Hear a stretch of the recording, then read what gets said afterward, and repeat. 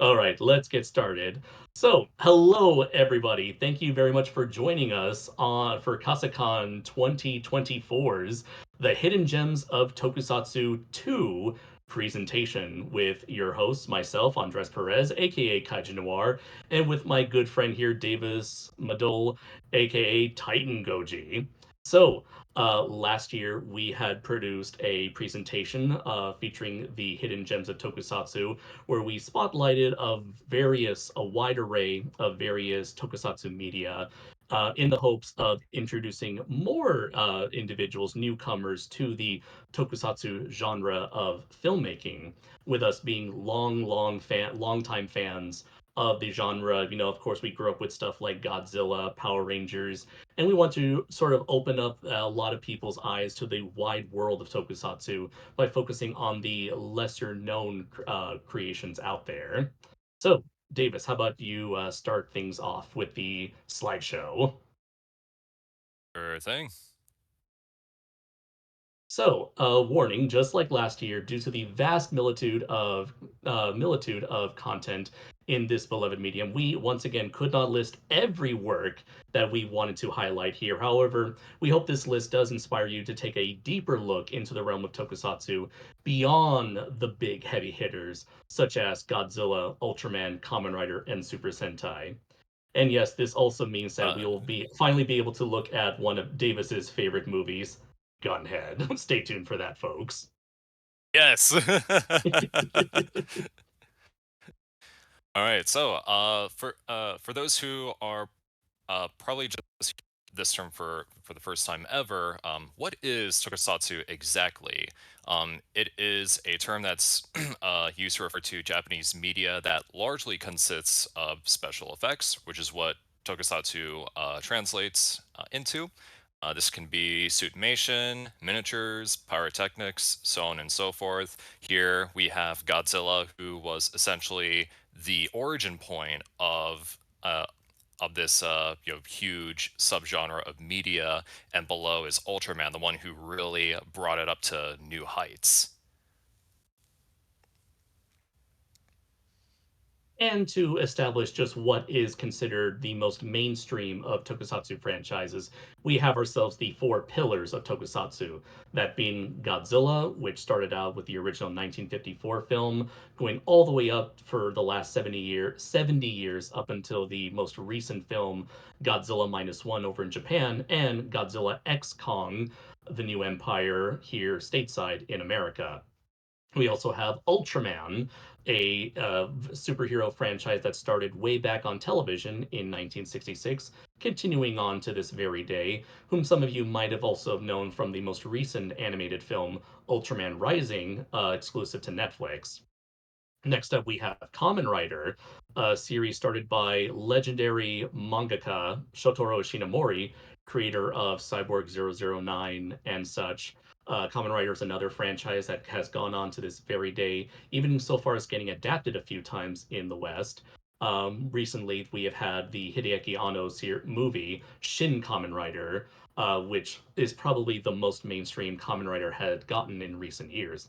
And finally, we have Super Sentai, the very series that gave birth to Power Rangers, another staple of Japanese television, also created by Shotaro Ishinomori. Also turning 50 next year, if I'm not mistaken, which is Very kind of true. crazy to think about. Absolutely. All of these franchises are getting up there in age. Oh, yeah, and there's also that turtle over there as well. You may have heard of him. Gamera, very big star on MST3K. He's still kicking every once in a while. And also still very beloved by his fans. It's okay, Gamera. You may not be insanely popular, but we still love you. All right, so Tokusatsu has actually had a bit of a footing here. Over the years, it has proven itself to be influential in regards to media localization, especially with shows like Ultraman that would be imported to the United States, get dubbed in English, so on and so forth. This in turn made the subgenre a lot more accessible, and there are cases where there have been domesticated alterations, such as the case with Masked Rider and Power Rangers, which is interesting given recent events and how it seems the Power Rangers franchise, as we know it, seems to be dying a very slow death, and it's nowhere the powerhouse that it was back in 1993 and across decades. So if anything, this is the best time to venture into this wonderful world of of Japanese media. Now that one of like the main pillars of what what really helped kickstart this genre to a more global status is starting to dwindle a little. And of course, there are instances where overseas companies have produced their own tokusatsu movies and shows. All right, so jumping into this, my first recommendation for the world of Tokusatsu would be 1957's The Mysterians, directed by Ishiro Honda. Aliens invade Earth to negotiate in what is actually imperial control over the human race. This is pretty much like Japan's take on the alien invasion genre, basically their take on War of the Worlds. You've got aliens, they land on Earth, they wish to colonize the planet, want to procreate with human women, and essentially wish to reign their superior, reign the world, control the world with their superior intellect and technology. This movie features an all-star lineup featuring director Ishiro Honda, writer Takashi Kimura, with actors such as Kenshi Zahara, Akihito Hirata, Momoko Kochi, all of which are many familiar faces if you are a fan of Godzilla movies. Speaking of Godzilla, we also have Akira Fukube, who is the composer for this film. Basically, this is the A team of Toho back in the day that would reign supreme throughout the 50s and 60s during the golden age of tokusatsu, classic Showa era tokusatsu films. And this is also to mark the occasion. This was Toho's first widescreen full color tokusatsu film, with their first proper full color film being 1957's or 1956's Rodan.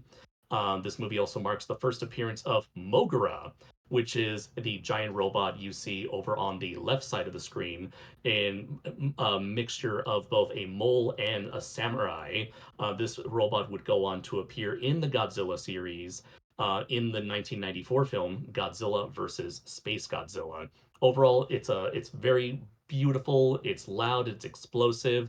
Of so many visual effects taking place on screen, a luscious amount of action and explosions, and also contains one of the long-running themes of Ishiro Honda's film, that is the theme of unity, that together mankind from around the world, regardless of nation or creed, can come together and unite as one against a greater threat.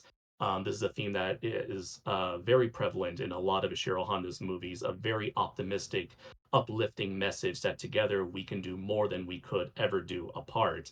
And this movie pretty much exemplifies those themes while also providing a stunning amount of spectacle. And also, it's available for streaming on the Criterion channel. There was previously a DVD release from Media Blasters, which has unfortunately gone long out of print, but thankfully it is still available for viewing to this day. And watching this also feels like a very personal film for Ishiro Honda outside of the original Godzilla, given how he was actually there and present during World War II, so he got to experience a lot of these tragedies and horrors with firsthand experience. And like what he did with Godzilla, he pretty much does the same thing here. And it's arguably just as profound when you put that into context. And additionally, I suppose this would also technically be the first ever like live action mecha feature film. Just to kind of tie it back to an earlier panel Andres and I did long ago. Absolutely. All right, and so our next film, we go from alien invasion movie to mystery, crime drama, suspense, and horror. We have 1960s The Human Vapor, also directed by the king of classic tokusatsu, Ishiro Honda. A librarian is a victim of an experiment which turns his body into gas, as he is then carried away by the greed of his power. This was the third installment in Toho's Henshin Ningen series, which translates to Human Transformation series.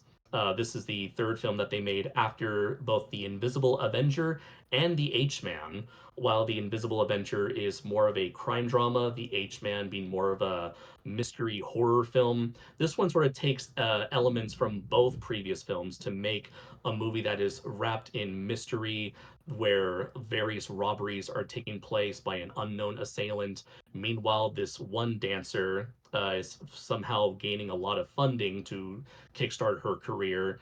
Ultimately, we find out it is this woman's boyfriend, who Mizuno, who ends up becoming the titular human vapor as he becomes obsessed with supporting his girlfriend against her own will, turning her into the number one star while also threatening the lives of anyone who tries to stop him or his girlfriend. The experimental effects used to depict Mizuno Okamoto's transformations are nothing short of incredible, featuring a combination of both dry ice, balloons to depict the floating nature of his empty clothing, as well as a lot of animation as well to provide a very unique visual experience that honestly I have not seen in a lot of other movies. Um, on top of that, it's just one of the most suspenseful films I have ever seen from Ishiro Honda's career, and the climax itself it's nothing but it's a very simple climax taking place in one single location, but there's amount of tension that builds incredibly throughout the entirety of that climax that it turns out to be one of the most effective uses of drama and build up and suspension that I have seen in a lot of Ishiro Honda's library. Additionally, there is a South Korean Netflix adaptation currently in the works. They have a director and several actors attached to the project, though no word has been mentioned yet as to when this new version of the Human Vapor will be released yet. So only time will tell if we will see the Human Vapor strike again. And additionally, this movie is available on Amazon Prime Video.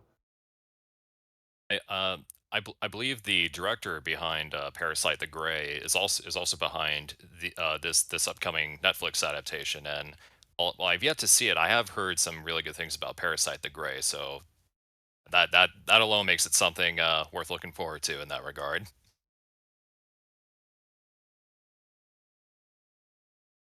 Next up is one of my personal favorite films of all time, Frankenstein versus Baragon from 1965, directed once again by Ishiro Honda.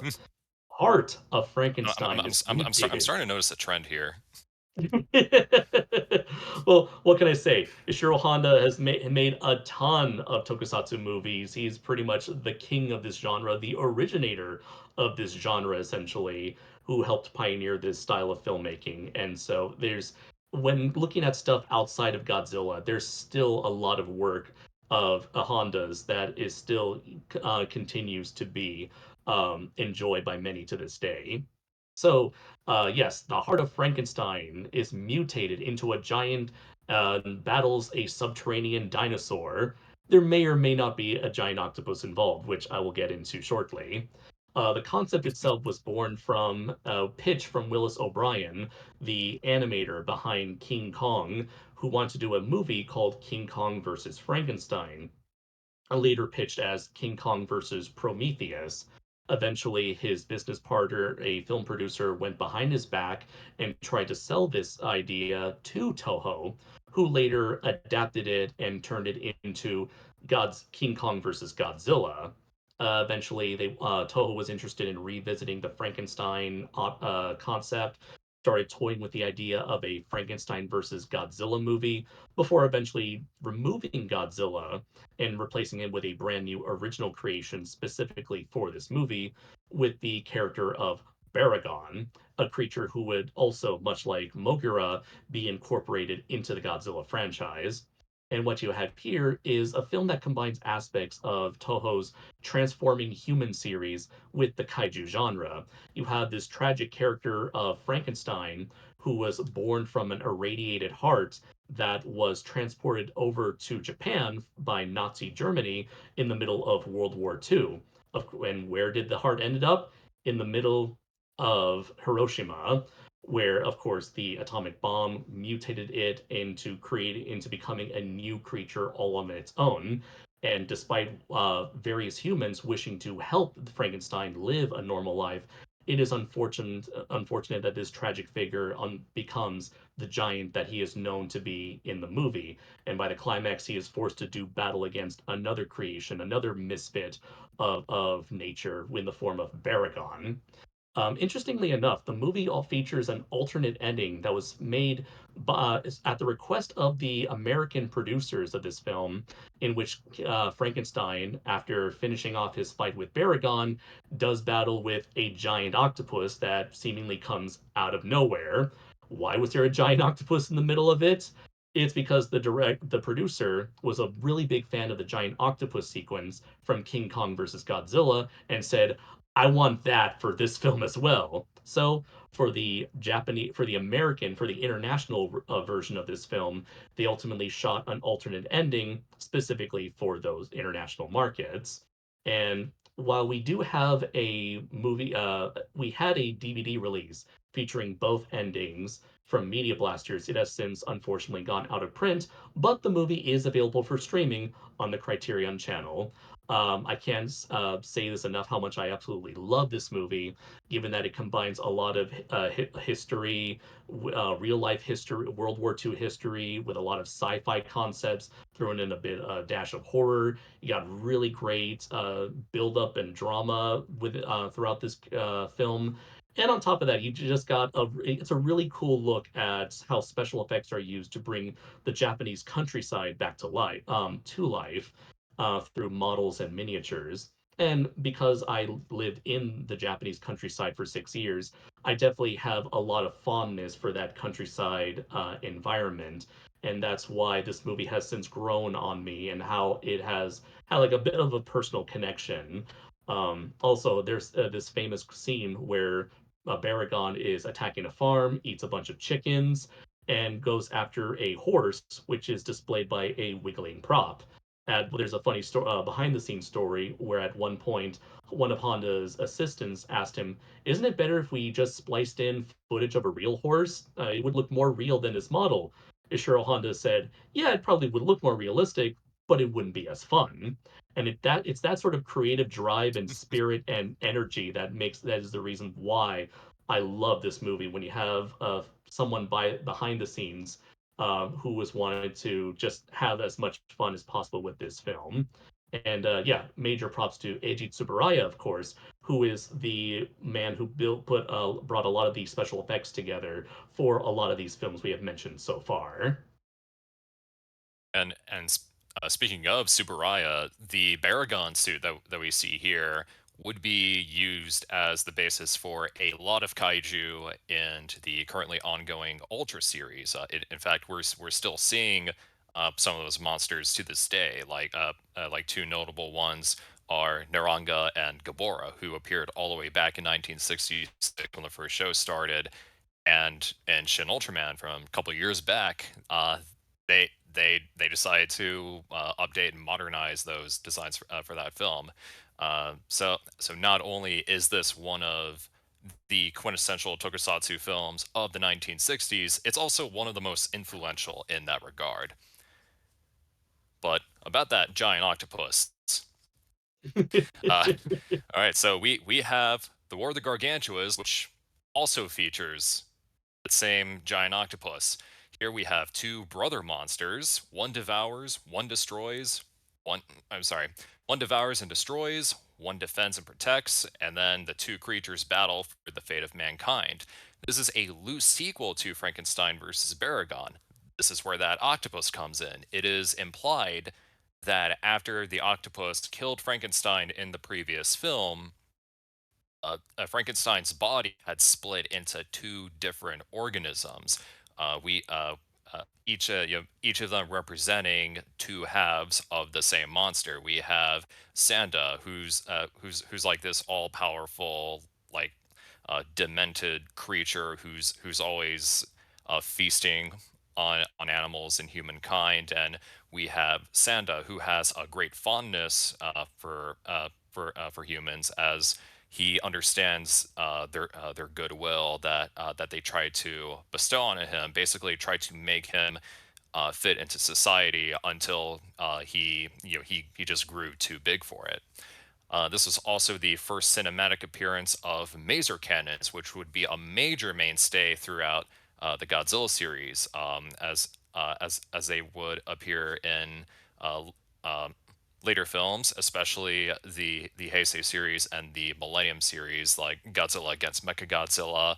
The maser cannons would also appear via stock footage in later Godzilla films when the budgets would get way too small to film new footage of them, like Godzilla vs. Megalon and Godzilla vs. Gigan heavily utilize footage from this film in particular for those shots of maser cannons. So much that in Godzilla vs. Megalon, you can still kind of see Gyra in some of the footage that they used, which is kind of funny, but I understand, I guess. This is also the last U.S. Japanese co-production between Toho and UPA. They also produced Frankenstein Conquers the World, aka Frankenstein versus Baragon, as well as Monster Zero, also known as Invasion of Astro Monster. Um, and this film is also available for streaming on HBO Max and the Criterion Channel. And for those of you who happen to can track this down, the movie was previously released on DVD by Classic Media in a two-pack with the original Rodan. And if you happen to have that DVD, I definitely implore you to check out the bonus documentary directed by Norman England, which is called "Bringing Godzilla Down to Size." The movie has since documentary has since been re-uploaded to YouTube. But if you happen to have that out of print DVD, definitely implore you to check out both movies and that excellent documentary. Please do. All right, and next up from 1967, we have King Kong Escapes, directed by, of course, you know him by now, Ishiro Honda. Doctor Wait, who's Who that? Doctor Who, no, not that one, creates a mechanical doppelganger of the eighth wonder of the world and controls the real King Kong as well to acquire the mysterious and powerful element X up in the Arctic. But it's not long until King Kong escapes to Tokyo. This movie was an interesting collaboration between Rankin Bass and Toho. Rankin Bass had previously created the King Kong Show, an animated series from the 60s, and wanted to partner with Toho in order to create a live action adaptation of the series.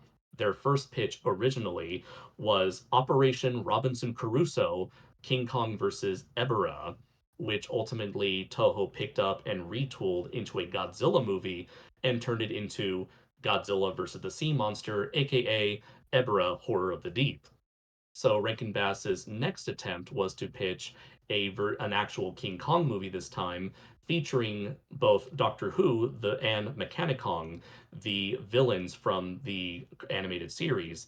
Those would be the only real connections to said series, as this movie instead goes on a brand new direction, involving a team of scientists who research Kong on this mysterious island, which he battles a not T-Rex in the form of Gorosaurus, and would eventually be captured and ultimately try to escape along with King Kong, while also dealing with the evil, dastardly Doctor Who and his assistant, Madam X. This is a very fun movie. It basically feels like a live action Saturday morning cartoon. And so it has a lot of that very fun energy, very high concept fantasy. It's never dull. There's never a dull moment in this movie. And it features a very interesting blend of American and Japanese actors. In fact, this was also the case with both Invasion of Astro Monster and the previously covered Frankenstein versus Baragon, where the American actors would be dubbed in Japanese for the Japanese dub, and the Japanese actors would be dubbed in English for the American cut. Unfortunately, in the case of one actress, Linda Miller, she is the leading lady of this movie, and she was unfortunately dubbed in both the English and Japanese versions. Why was that? Well, apparently because she was not part of the union, the Screen Actors Guild. She was actually a model who have happened to have been working in Japan when Toho execs caught wind of her and decided to add her to this movie. And because she was living in Japan, she was simply unavailable. And because she was not part of the union, they did not reach out to her in order for her to dub, to ADR her own lines. At which point she was just dubbed by a completely different actress who sounded nothing like her. A little bit of a kind of amusing uh, trivia factoid there, but no less, it just kind of adds to the charm of this movie regardless of which version of the movie you watch. And luckily, this movie is available on Blu-ray along with the other Toho Kong that is probably significantly more famous than this movie. And I should also mention that Gorosaurus himself would go on to appear in a lot of Godzilla media in both Destroy All Monsters as well as the any Godzilla merchandise, the comics, the toys, what have you. So this movie definitely does have a unique legacy of its own that would expand to this very day. And it's funny we're talking about this movie now because if Rankin Bass doesn't quite ring a bell, they're also responsible for pretty much all of those stop motion Christmas specials that y'all might have grown up watching. How appropriate that we would be doing this panel in the middle of December. Yes. All right, Spectre Man. The evil Dr. Gory invades Earth with monstrous pollutants. An entity known as the Overlord calls upon Joji Gamo to become the robotic supergiant Spectre Man. This would be the fourth entry of P Productions' Tokusatsu lineup, which also consists of Ambassador Magma, which we covered last time actually, as well as Lion Maru. Spectre Man also predates Kamen Rider in featuring a transforming cybernetic hero, and another thing about its place in Tokusatsu history is that it also came out the same year as Godzilla versus Hedorah, which is another film that heavily addressed pollution, as well as a major crisis in Japan going on at that time. And funny enough, the first monster that Spectre Man fights is named Hedoron, and in fact, Hedorah was originally going to be named Hedoron, but when Toho found out about Hedoron, they decided to just swap the end of its name with something else. Completely separate monster, we swear. Spectre Man is Spectre Man is Original also Kaiju, one do of those not shows. steal. Spectre Man is also one of those shows that has gained quite a following in Latin American territories, especially Brazil, um, and and an artist that Andres and I know um, told me that Spectre Man does have quite a following in Brazil, to the point where there are actual Spectre Man memes in Brazil. Unfortunately, I have not included them here. One of them um, apparently pertains to Dr. Gore, who is a phenomenal villain in the series, by the way. But I suppose if you want to find out for yourself, Spectre Man is available on YouTube in its entirety, but only in English.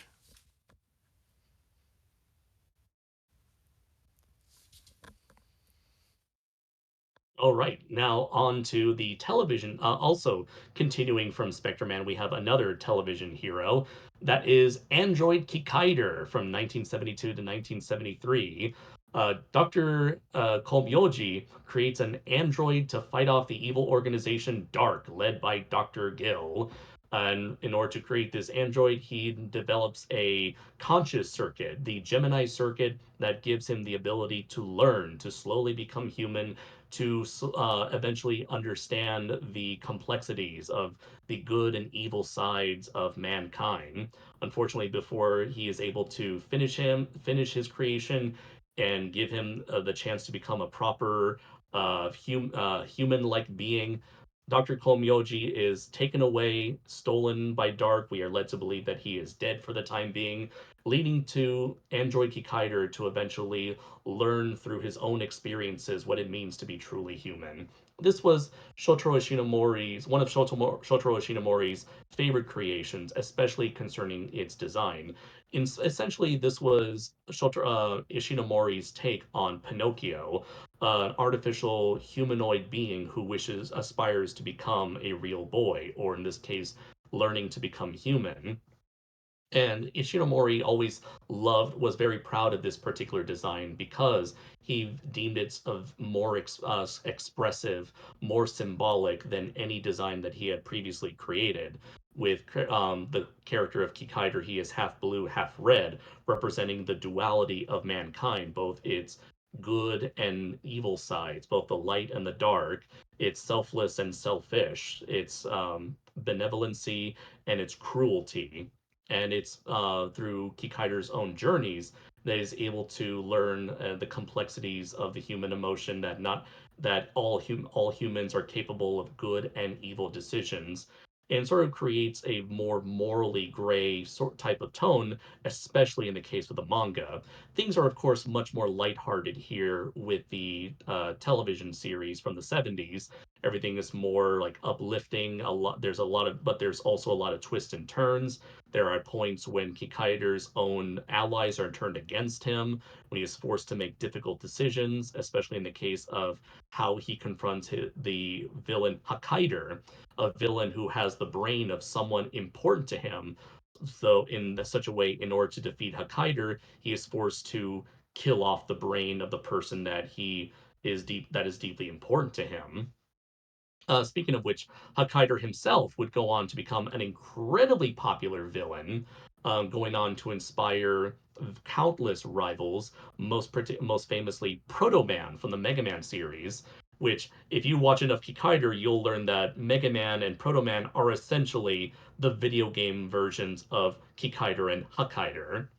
Hakaider would eventually go on to have his own spin off movie with 1995's Mechanical Violator Hakaider, which we covered in last year's panel of Hidden Gems. Kikaider would also go on to have an anime adaptation, a sequel in the form of Kikaider Zero One, an anime adaptation later in the 2000s, and a reboot in 2014. The first two episodes of Android Kikaider are available on YouTube on Toei's official Tokusatsu channel, and it is coming soon to Blu-ray in thanks to the wonderful folks at Discotek. I'm greatly looking forward to that. All right, so stepping out of the realm of superheroes and kaiju, we have Submersion of Japan, directed by Shiro Moritani, based on the novel by Sakio Komatsu. When scientists discover a haunting revelation that could wipe out Japan, it is only a matter of time before the nation can save its people from such a devastating disaster. And how? This movie stars legendary actors Keiju Kobayashi, who would go on to play the Prime Minister in 1984's Return of Godzilla, and Kamen Rider, if you don't know him from that, Segata Sanshiro himself, Hiroshi Fujioka. This movie also features special effects by Teruyoshi Nakano, who has also done the effects for a majority of the 70s Godzilla films, and this is easily Nakano on top of his A game here. The like just the amount of effort put into the miniature work is second to none, to the point where this is another one of those movies where Toho would reuse stock footage from for later films. There's a little bit of some version of Japan footage in Godzilla 1984, in fact, and this would also be the highest grossing film of Japan in 1973, which is a testament to how well the drama, as well as the tension and suspense, is executed in this film, which is also available on Internet Archive. And it should be mentioned that when it came to Japan Sinks, it would go on to have a remake, a parody, and even an anime adaptation. So it's definitely a movie that has stuck around in Japanese pop culture for quite some time. Oh, for sure. It's also received a couple of TV adaptations over the year as well. The last one coming out in 2021, I believe. It's called Japan Sinks People of Hope. It's a Netflix and NHK collab, or not NHK, MBS, I believe, and it's available on Netflix as we speak. All right, now we go into one of not only one of my all-time favorite tokusatsu films, but one of my all-time favorite films, period. This is The Red Spectacles, directed by Mamoru Oshii in his first ever live-action feature film.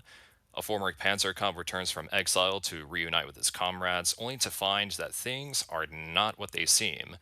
Up to this point, Oshii has largely worked in animation, most notable being Urusei Yatsura, and here he incorporates a lot of animation techniques into filming live action. Just the way it's shot and edited is very reminiscent to that of anime, even though it isn't anime, which makes it all the more appealing.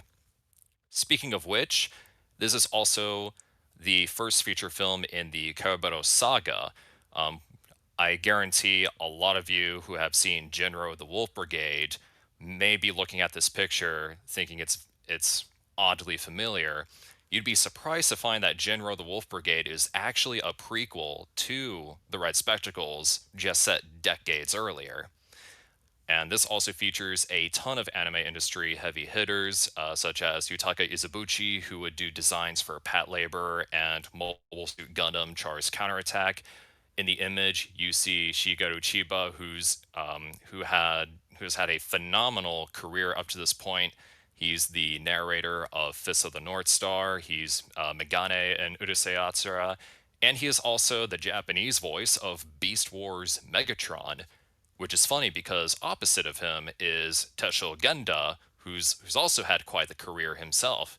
He's the Japanese voice for Optimus Prime and Arnold Schwarzenegger, and even Don Fry in Godzilla Final Wars. And thankfully, because this is an independent film, it is available on YouTube. I should also note that there has recently been a Kickstarter campaign for a fundraiser campaign for a 4K restoration of the film, but it has long since been past due. But thankfully, those who have contributed to the restoration um, are going to be able to see it to completion.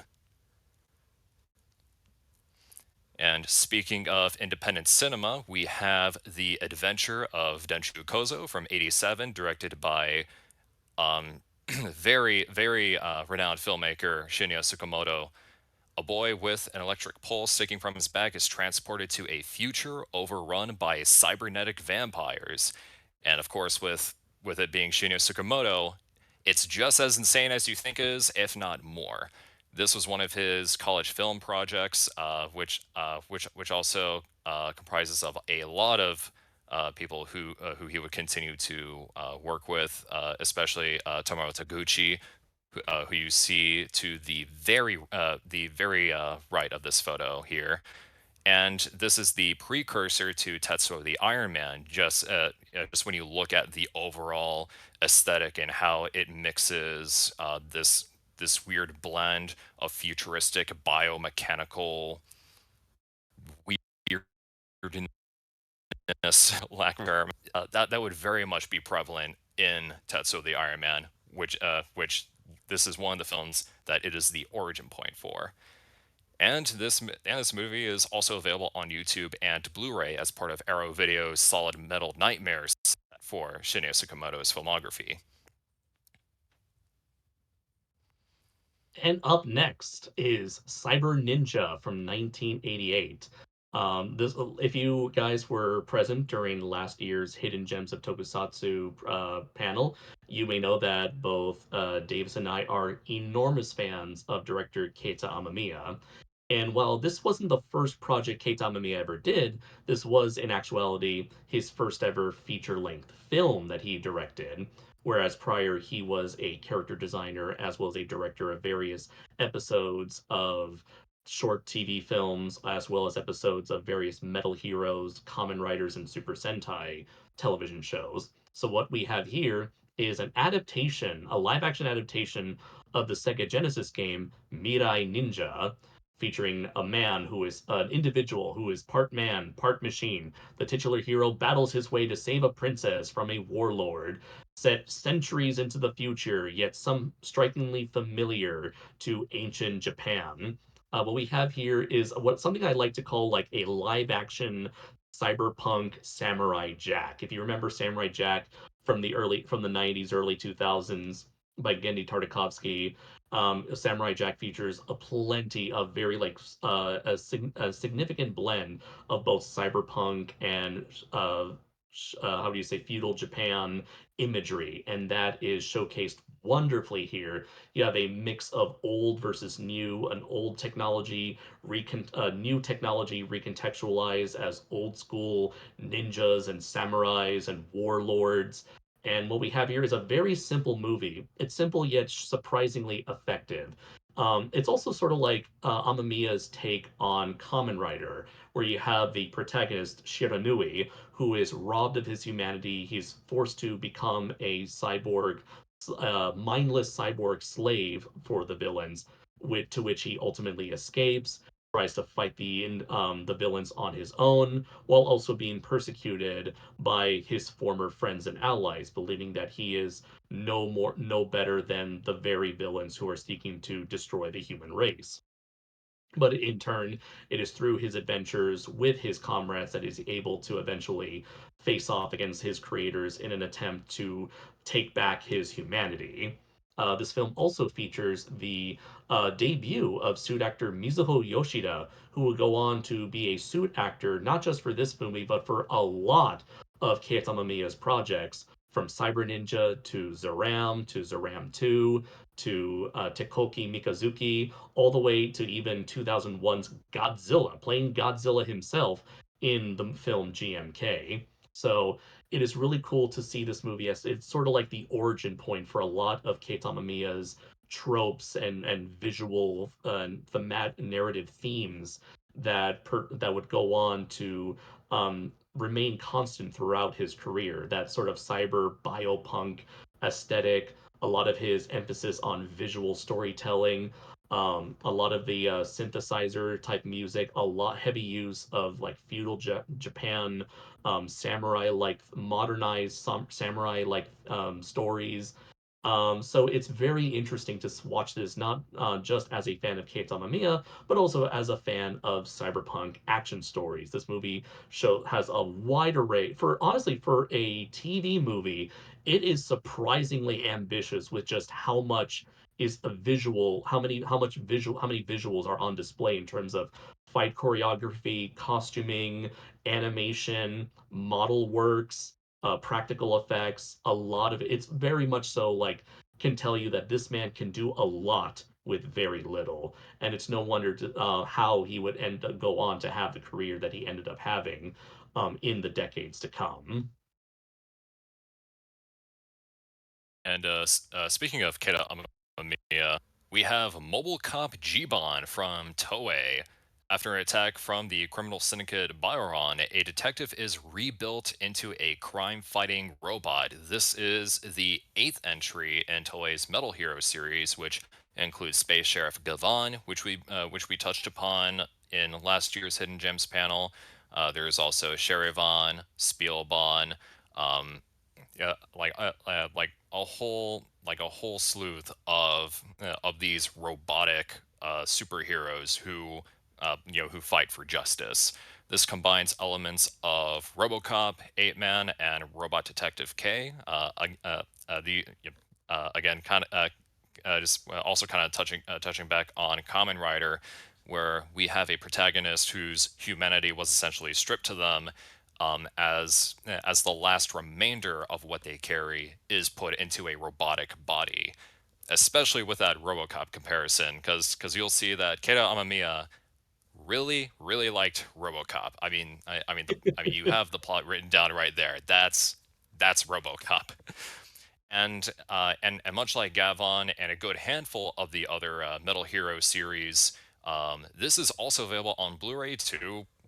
Thanks to once again Discotech, who's been making a tremendous effort making these lesser-known shows more widely available. Really, just goes to show how rich this genre is, and how there's so much more that's yet to be uncovered, yet so beloved in Japan. Yes. All right. Here we have Gunhead, which I briefly talked about when Andres and I were talking about Mecha a couple years back. A ragtag team of soldiers infiltrate an island to sabotage a supercomputer to win a war against machines. However, the island is revealed to be this gigantic mechanical death trap. And I should also note that this war was caused over a substance called Texmexium, that is just stupid, insane, and awesome at the same time. Um, this film is also very important as it was a collaboration between Toho and Studio Sunrise. Sunrise is a major anime production company responsible for the likes of Cowboy Bebop, City Hunter, and especially Mobile Suit Gundam. Yeah, so much that like Kunio Okawara was actually considered to do the mechanical designs in this film, but couldn't. Um, but However, they did settle with Shoji Kawamori, who had actually created the Macross franchise and is responsible for a lot of the original Generation One Transformers designs, like Optimus Prime, Starscream, and Grimlock. And and and this film also stars Masahiro Takashima, who would go on to appear in Godzilla versus Mechagodzilla 2 as Kazuma, and he would also appear in Godzilla vs. Destroya as the same character as well. He was also in Orochi, the eight-headed dragon, as the lead hero in that. And what makes Gunhead so interesting is that while it wasn't very successful as a film, it would spawn like an entire manga spinoff. It would get a video game on the ZX Spectrum, and model kits, which the model kit for Gunhead has actually seen a reissue a couple years back. I also own it. and I- Of a- course you and would. there was a VHS and DVD release from ADV, a company that pretty much no longer exists, and there is a 20th anniversary, sorry, a 20th anniversary Blu-ray that came out in Japan, um, and here's hoping that with Discotech's efforts to bring over more tokusatsu, this ends up being one of them, along with other films like Sayonara Jupiter. But for now, this is available for your viewing pleasure on Internet Archive. It should also be mentioned that when it comes to Gunhead, there was also a short film that was made as a promotional video for the model kit that Davis brought up. And they had brought on the special effects director from the Heisei Godzilla series to direct this short, which is included in the most recent Japanese Blu-ray for Gunhead. Yep. Next up is a film that I recently came to learn of, thanks heavily to Davis here. That being Lady Battle Cop from 1990. After a terrorist attack fatally wounds her, tennis athlete Kaoru is revived. Hey, wait a minute. Yes, so indeed, RoboCop was very still, in 1990, RoboCop was still very much so on the minds of Toei and designer Kei Tamamiya when they created their very first V Cinema film. V Cinema being the label they used for their brand new line of direct-to-video films. Being that direct-to-videos was a brand new format for Toei at the time. But what you have here is less so a RoboCop knockoff, which a lot of people seem to think it is based on the name and based on the surface, looking at it on the surface level. Well, what you actually have here is very much so like a more grittier, darker, more adult take on Toei's Metal Hero series. In fact, it shares a lot of DNA with said franchise, given that the director of the movie previously worked on episodes of Jiban and Jiraiya, as well as having Kei Tamamiya once again as a designer for this film. Stunt actress Yoshie Seki, she herself, the suit actor for Lady Battle Cop, would also go on to appear in more tokusatsu works, namely Kamen Rider J and Juto B Fighter, the series that would go on to become Big Bad Beetleborgs. The film is available on YouTube and as well as Internet Archive, but with hopes this movie can get an official release in the near future, especially since the movie itself is less so of a cop like of a hero about character from law enforcement. It's more like a revenge story, akin to like say the Punisher, where this woman is robbed of her mortality, robbed of her humanity, robbed of her love, the love of her life, and is pretty much on a killing spree to take down the very people who took everything from her.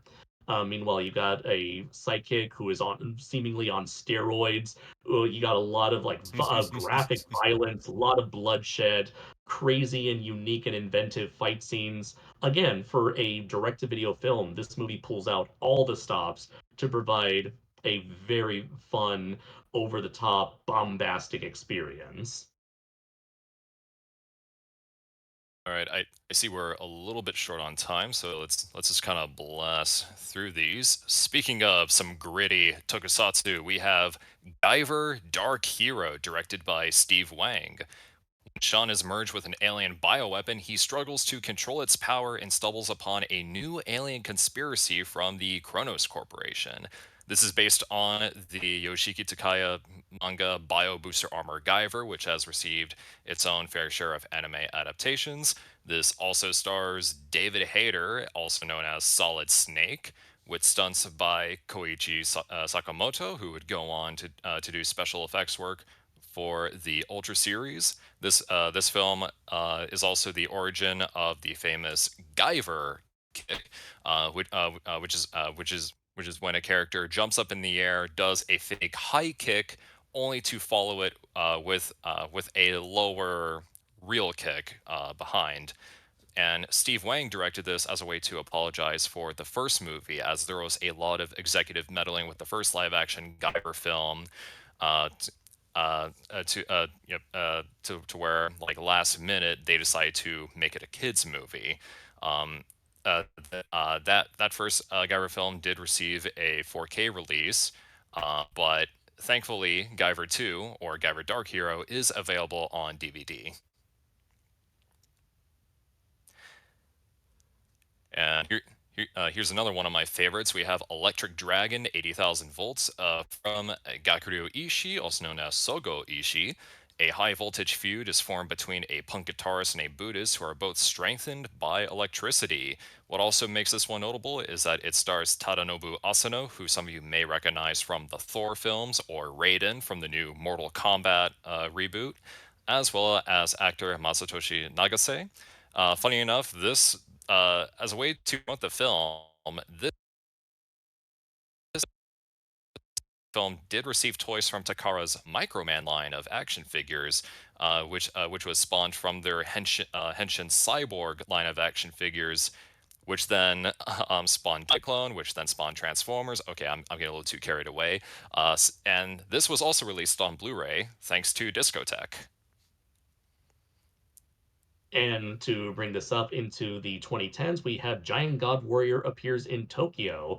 A strange creature of unknown origin lays waste to the world. This is an official prequel to Hayao Miyazaki's Nausicaa of the Valley of the Wind, showcasing the destruction of modern day mankind's civilization with a full appearance of the God Warriors that were previously teased in the original Nausicaa film.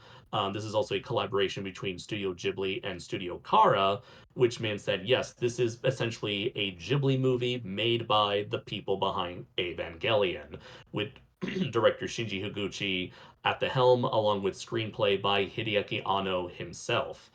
This movie is a wonderful array of special effects, majority of it being practical, if you can believe that. The puppet itself to portray the titular God Warrior is absolutely stupendous. It is available on Internet Archive. It's short, it's sweet, it's simple and effective. Definitely check it out. And finally, to wrap things up, we have Garo, the one who shines in the darkness from 2013. This is the first. Last year, we finished things off with the original Garo series from 2005. This is the first Garo series to be set in an alternate continuity. So, new character, new worlds, new Garo transformations, new take on a familiar Monster of the Week premise. In the future, a volcanic city is ruled by creatures known as horrors as a Makai Knight vows to hunt them down. Like I said, this is the first series to be set in what fans call the Ryuga verse, named after the protagonist of this show, Ryuga Dolgai.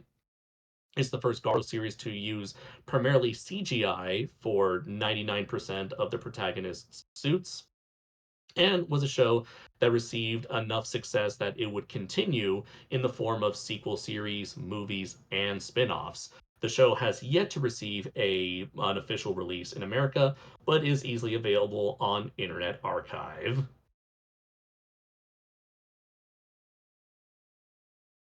So yes, All right. like we mentioned before, there is so much Tokusatsu to talk about that even with two full-on panels, we have yet to even scratch the surface of this wonderful world of superheroes, aliens, monsters, and all matters of madness. But we thank you everybody for joining us for this panel. We hope that we have piqued your interest into exploring this world of special effects, of rubber suits and matte paintings and models galore. We hope that you get the chance to check out a lot of the movies that we have seen here and would continue to do so and explore more of this world the same way we did all those years back, that from the very franchises that got us into this wonderful genre to begin with. Oh, yeah. Thank you guys so much for tuning in and watching us ramble about one of our favorite sectors of Japanese media, which is also one of the more important ones. We there you know we're still getting a huge variety of various monsters and superhero movies and shows to this very day. And just to kind of reiterate what Andres said before, we're only just scratching the surface, especially with last year's panel where we almost ran out of time and had to just blast through whatever we could. So yes, with that said, we this concludes our panel. Thank you very much. Uh, you know, hope you enjoy the rest of CasaCon, and hope you all have a wonderful day.